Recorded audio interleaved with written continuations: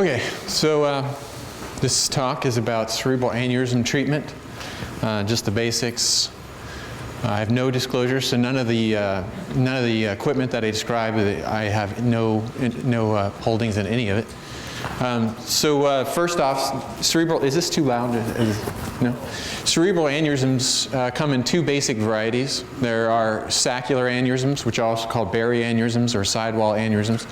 And then there are fusiform aneurysms that are like a snake that swallowed an egg, so the wall of the artery is dilated all the way around, whereas saccular on the side. And it's thought to be due to a weakening of the arterial wall for various reasons, which I'll go over in a little bit. So cerebral aneurysms can be spontaneous, genetic, or associated with other abnormalities.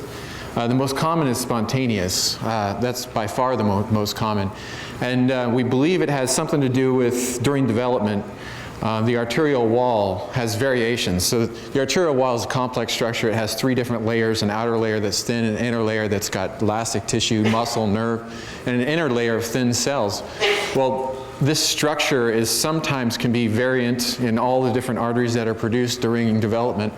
And there may be areas of weakening of those walls or weaker spots. Probably all of us have these weaker spots somewhere, but it doesn't ever really matter. And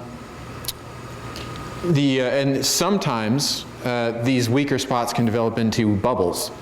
The analogy I use is it's like a tire factory. A tire factory produces millions of tires a month. Of those tires, maybe a couple develop a bubble. You bring it back in, they give you a new tire. It's kind of the same thing with the aneurysms in the head. Children do not get aneurysms for the most part, so it takes time. Usually it's after 50 years of age. There are a few things that add to the spontaneous occurrence rates. One is sites of anomaly.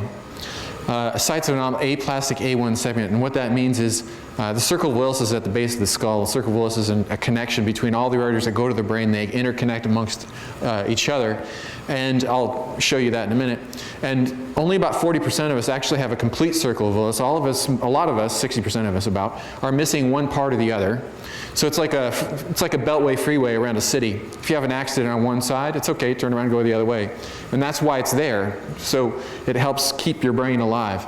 But the most common would be an aplastic or absent A1 segment. That's the first segment of the anterior cerebral artery. I'll show you that in a second.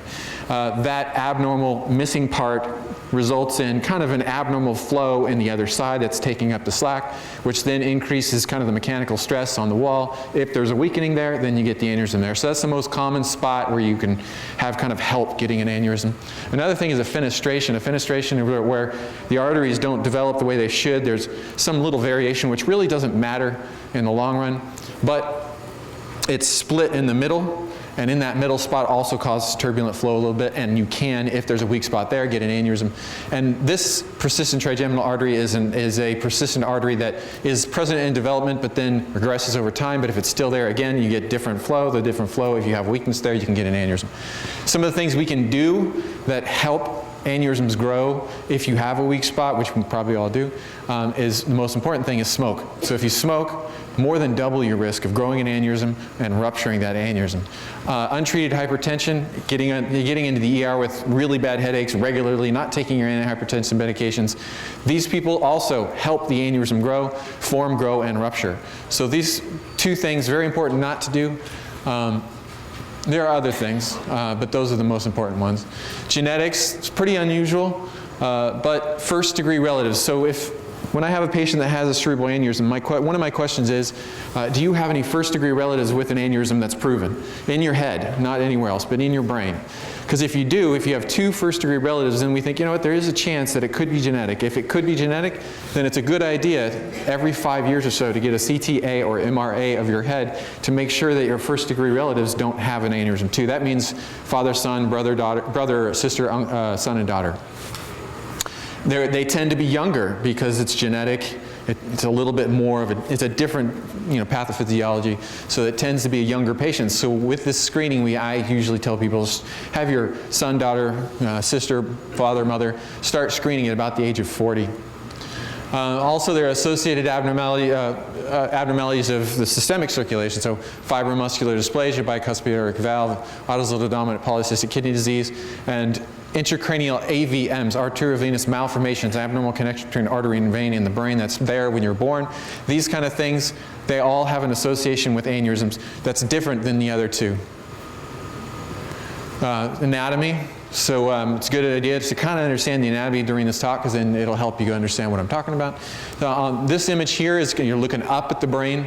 Here's the vertebral arteries coming up, basilar artery, posterior cerebral arteries there, posterior communicating arteries here, the internal carotid arteries there, middle cerebral artery there, anterior cerebral arteries there, anterior communicating artery there.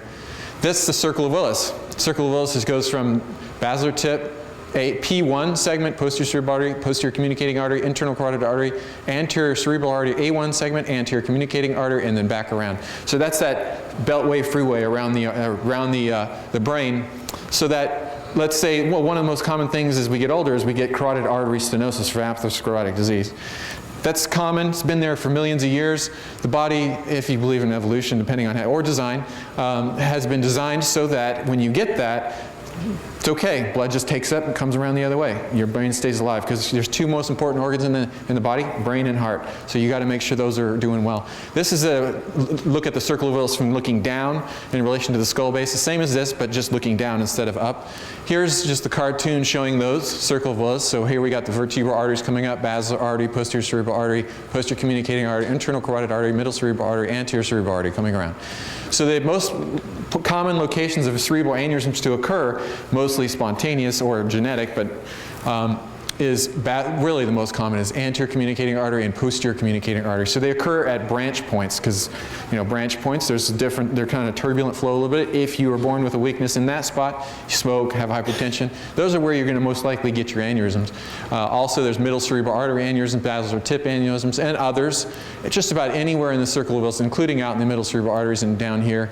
This is the posterior inferior cerebellar arteries, anterior inferior cerebellar arteries, superior cerebellar arteries. You can get aneurysms in all of those locations, but those are the most common right there. The vast majority of unruptured saccular aneurysms are asymptomatic. So it's very common. I have patients come in, I've got a headache, I feel nauseous, I'm dizzy, and they found out during this workup that they had an aneurysm, from an MRI or CTA, and then even the referring physicians will tell them, oh, there's your cause, that's why you have your headache. Most likely not. It's probably not related. There's other reasons for your headache that need to be worked up. But, for example, these are bilateral internal carotid artery terminus aneurysms, bilateral. This lady did have genetic. She was 47, and they're to have mirror image aneurysms. Her daughter also has an aneurysm. So 2 to 6% incidental finding at autopsy and imaging. So, 2.6% or 2 to 6, really I say 5% of the population in this room, for example, has an aneurysm, usually over 50 years of age, and they don't know it, and they may never know it, because the aneurysms carry a very low risk of rupture. And since they're incidental, you don't know that they're there. So the most common signs and symptoms of the aneurysm, none. There are no real common signs and symptoms, but 80–90% of non-traumatic subarachnoid hemorrhage are caused by ruptured cerebral aneurysms. And the presentation is what's called a thunderclap headache. So it's the absolute worst headache you could ever imagine. It's not like a migraine. It's not like a stress headache or a sinus headache.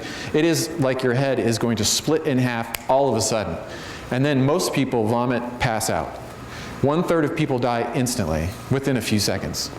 2/3 that survive need to get to the hospital and need to get treated, because of those, half of them re-rupture, and the prognosis is even worse.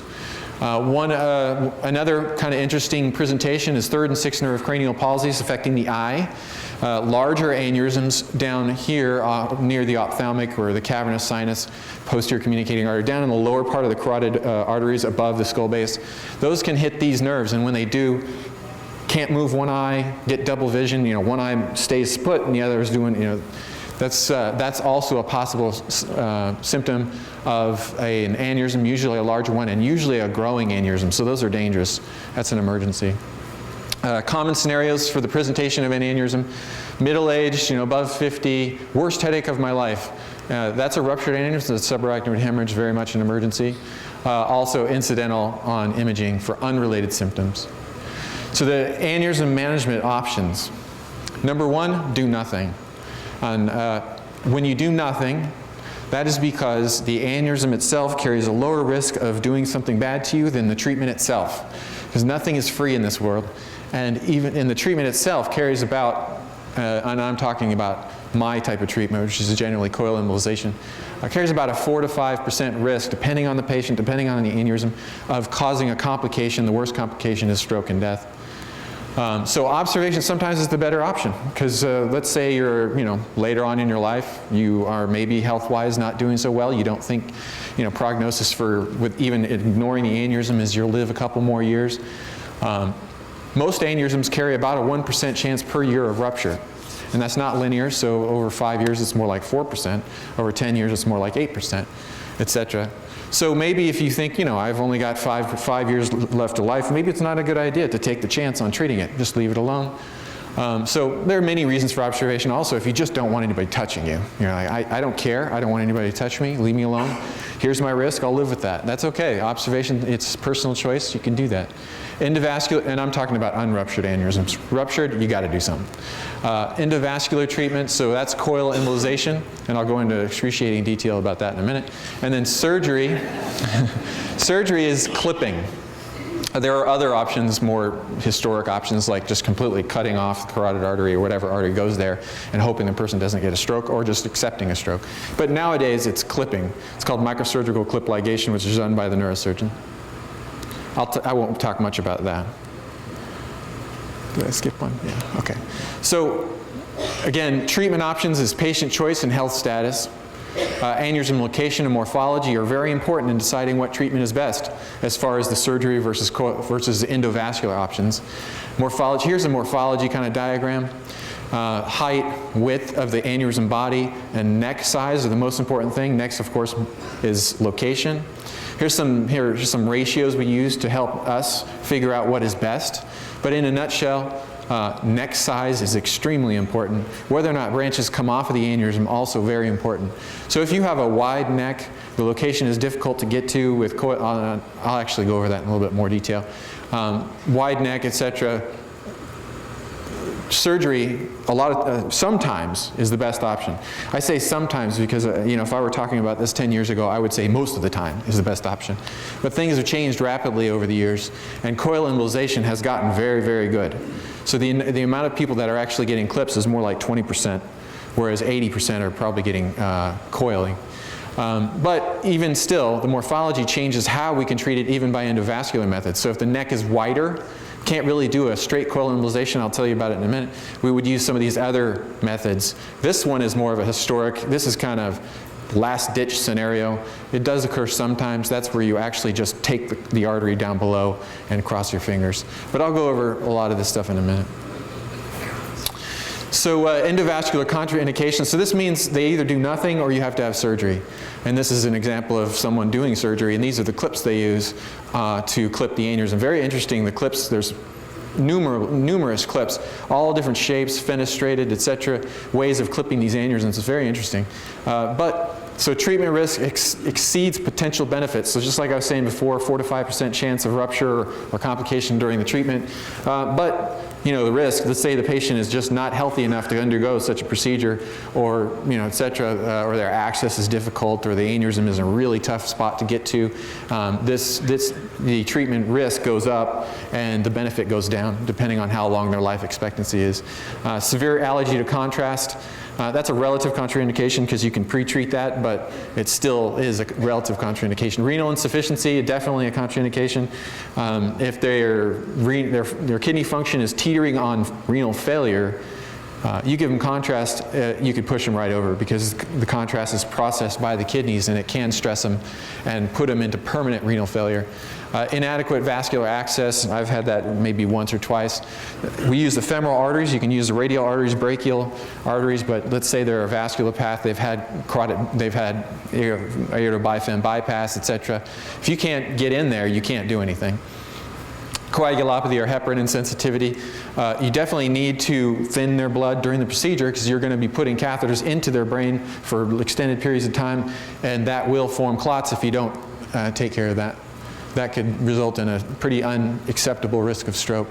So complications of the procedure that I was talking about, that 4 to 5%, intracranial hemorrhage from intraprocedural aneurysm rupture, that's That's the one I worry about the most. That's what makes these procedures so stressful. Even though I've been doing them for years, I still stressful. Stroke, permanent neurologic injury, could be from that, or it could be from that clot I was telling you about. Maybe the blood is thinned, but it's just not thinned enough, or you still get platelets stick together and then they fly up into the brain and they cause a stroke. That happens sometimes. I had it happen last year. A lot of times patients recover pretty well from that. They may have symptoms, they may not even have symptoms, but then again, they may have significant symptoms and end up in full care.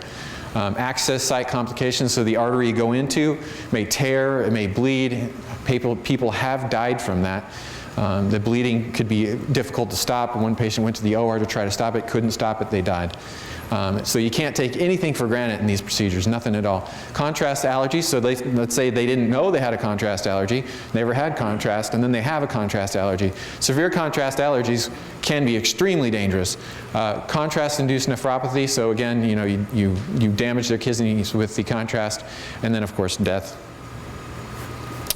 Another thing that plays into your choice if you're a patient with an aneurysm is, most people would say, okay, wait, so you're telling me that my choice is to either go to surgery, have a big gash across my head, shave my head, remove part of my skull, tunnel down to the aneurysm, and then put a clip on it. Boy, that sounds kind of drastic to me.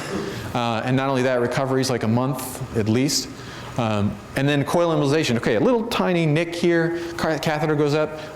You spend the night in the ICU, but you're actually watching TV or hanging out. You're the most healthy patient in the ICU. Really don't need to be there just because I'm not comfortable sending you home just yet. It sounds like a no-brainer. I mean, why would I bother with this surgery thing? Well, one of the downsides of coil embolization, that coil embolization is like, the analogy is that it's like there's a pothole in the road. And city people come by and they fill in the pothole. That's great, pothole's gone. But you know what, sometimes a couple months later, a year later, all of a sudden that pothole starts to come back. And you're like, oh, they got to refill it again. Same kind of thing can happen in these coils. They can compact from the arterial hammer effect of the systolic diastolic hitting on the aneurysm coils. When this happens, the flow starts going back into the aneurysm can regrow, and then you get a new risk of rupture. We watch for this, so we have to follow people at 6 months. This is my protocol, 6 months and 2 years, where I do a diagnostic angiogram to make sure it's not regrowing. If it is regrowing, we have to retreat it. Sometimes I can't retreat it, have to go to surgery anyway. Clipping does not do that. When you put a clip on it, almost all the time, it's done. You don't even have to follow it. So there is definitely a benefit to having a clip. Okay, so here's an example of a straight just coil embolization without any other assistance. This patient had a headache. She was young. She had, this is actually the one that I showed you earlier with the little caricature. She had a headache. She was 46. She came in for a head CT. On the head CT, there's these two bright spots. And that's right where the ICA terminus is. You can see them on coronal right here. So this is an axial CT, non-contrast head CT. This is a coronal reconstruction. Her eyes are going to be here and here, but this is farther back. And here are the bright spots. Now, who knows what those are? They could be tumors. They could be aneurysms. So we did CTA. This is a coronal image of CTA, internal carotid artery, middle cerebral artery, anterior cerebral artery, both sides. And she has mirror, well, I say mirror, they don't look alike, but they're in the same spot. Aneurysms, pretty sizable aneurysms with very irregular shape, lobulated. Lobulations mean weakness on the wall of the artery, which is already weak. So those are pretty risky looking aneurysms. Risk of 1%? No, much higher than that. So we brought her in to treat her. To treat aneurysms, we use this, which is a fluoroscopic biplane table. This is the patient lies on the table with their head right here. These are two C-arms producing X-rays that simultaneously and can be rotated in numerous different directions by controls here and foot pedals here that then display up here. So here's an aneurysm, an angiogram. So I came in through the femoral artery. Here's the catheter coming up all the way into the internal carotid artery. Right now it's in about the petrous segment, right inside the skull base. And we inject a small dose of CAT scan dye and watch it as it comes up and fills the internal carotid artery, middle cerebral artery, anterior cerebral artery. And this is the aneurysm on the right. So radiology is reversed. That's the right side. And she also has a smaller one there. And then on the other side, and this is not at the same time, even though it looks here, I made it look like it's the same time. But that's just to show you the whole brain. The internal carotid artery coming up, middle cerebral artery, anterior cerebral artery. Again, another aneurysm. This one is riskier than that one. Now I say that because I have experience with this. These lobulations are very dangerous. So we brought her in for coil embolization. So for coil embolization, here's the catheter coming into the femoral artery. You guide it all the way up, reverse flow through the aorta, around the aortic arch, up the common carotid artery, internal carotid artery, all the way up, and the aneurysm is going to be right about there. And then with a tiny little catheter, we guide it, it's called a microcatheter, all the way into the aneurysm, and then we fill it in with these little coils. To do that, so filling in an aneurysm with coils, you start with a framing coil, which is a coil that forms a predetermined shape. The shape you pick, you want it to fit the shape of the aneurysm so that it doesn't press on the aneurysm wall, because these aneurysms are very risky. Oh my God, really?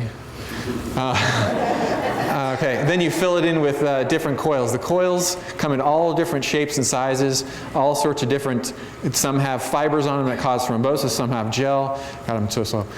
They come in different shapes, so the stack of coins right here, the spheres, ovals, boxes. They detach by different mechanisms outside the body. This one is a mechanical detach. This is the coil, or excuse me, this is the coil, and that's the pusher wire, and this is how you do it outside the body. Here's another, here's the treatment. So the triaxial system, the catheter goes all the way up into the aneurysm here. And here's the coils going into the aneurysm, and there's still some of the aneurysm left, so filled it even more with more coils, and now the aneurysm is completely filled in. So here's balloon coil embolization. This is to help when you have a wider neck aneurysm. Balloons are very small. They come in either single lumen or double lumen. Different pliability. One forms the shape of the lumen. This is actually forms its own shape. This one forms the shape of the lumen.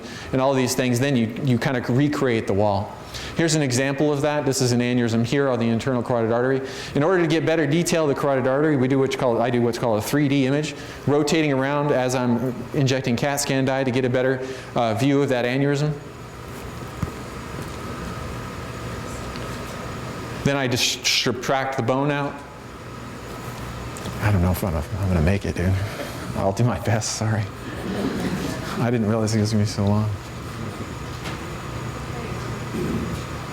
Then I take that data and reconstruct it on a separate workstation into these caricature kind of items. And up here shows where the C-arm is in relation to the table, so I know what I can get and what I can't get. And the reason I need to know that is coming up.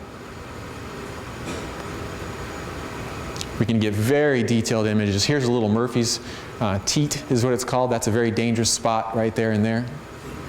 Don't want to fill that with coils. You want to just exclude it. So here's the projection I used. Here's the two catheters. One's a balloon right here, and the other's a catheter going into the aneurysm. And here's the aneurysm filled in with coils. So stent-assisted coil embolization, there's different ways of doing it. There's jailing, where you take the microcatheter. This is a double catheter system. You take the catheter into the lumen, then you deploy a stent over it, trapping the catheter in there, then you coil. Or you put the stent first, then you go through the stent with the catheter and coil. Or you coil first, then put the stent. These are the most common two. Stents we use, Neuroform, Enterprise, and then this is a new one, Livus. Neuroform has an open cell design. It tends to stay in place. Enterprise has a closed cell design. They each have their own kind of special uses. Here's two examples of Neuroform, Enterprise of through the stent coiling. So here's an example of a coil case. This patient had multiple coils. Here's a surgical clip, coils over here that were done before this. Dr. Mayer did these two, I did this one, and here I'm doing that one as a stent. Here's the stent going across, the catheter in there, and then the coils. This is the other aneurysm on the other side. Here's another one of her aneurysms, a basilar tip aneurysm, also wide neck, so I needed to use stents on that one. Here's the 3D. And then coming up this way, here's the catheter. Stent, it goes from here to here. You can see the tines on either end, and then the coiling. So historically, some people do Onyx 500, HD 500, which is a liquid that you fill the aneurysm in that hardens. A lot of people aren't doing this anymore. It's this EVOH, DMSO suspension with these tantalum powder that makes it, you can see it. It's called Onyx because it's black. And what you do is you take the Onyx, you inject it through the catheter, and you can see it on X-ray, and it comes out like lava. It hardens from the outside in, and because of that, you can there's this very specific technique on doing that, and I don't have time to talk about it. So here's a case where they're filling in the aneurysm. You have to have a balloon open the entire time you're doing it, which is one of the reasons why it's not very popular, because you have to leave it open for a long time and occlude the artery, and that's kind of risky for stroke. Oh, sorry. Here's one that's done right there. So flow diverters, this is the newest thing. So why can't we just put a tube across the aneurysm that's got a wall on it and just be done? And the reason you can is because you've got perforators that are supplying very important parts of the brain. So it's a very complicated way. It takes a very complicated structure in order to do that. And the newest thing that came out about April 2011 is called a pipeline. It's a flow diverter. This is what it's made of, very complex design. It's 48 strands that are weaved. And it has 3 to 5 fold coverage, 35%. Essentially what it's doing is it's covering the aneurysm like a tube, but then it's taking that flow in the aneurysm, which usually is in and out, in and out, in and out, arterial pressure. That's what makes it dangerous, and converting it into just a slow diffusion into the aneurysm. That blood in there then gets stagnant, stagnant blood clots, clotted blood scars, scar retracts, and then the aneurysm shrinks down to nothing. Here's an example of that, very large aneurysm in the cavernous sinus, eroding bone. You can see it here, here, and here. Here's the MRI, very big aneurysm. That's what it's really indicated for, is cavernous sinus giant aneurysms. And here's the aneurysm here, partially thrombosed, so it looks like a C, because this is thrombosis over here. The larger aneurysms tend to thrombose. There's the 3D. All right, one more minute. Here's the treatment, so the catheter's going up across. Here's the pipeline being deployed. Here's the pipeline. You can barely see it because it's subtracted. Here's the image, and here's the flow. So now you can see stagnant flow. See the contrast just sticking around in the aneurysm? So that's going to clot, and it did. Here's 6 months later. That's the before, and here's after. 1 year. It's gone.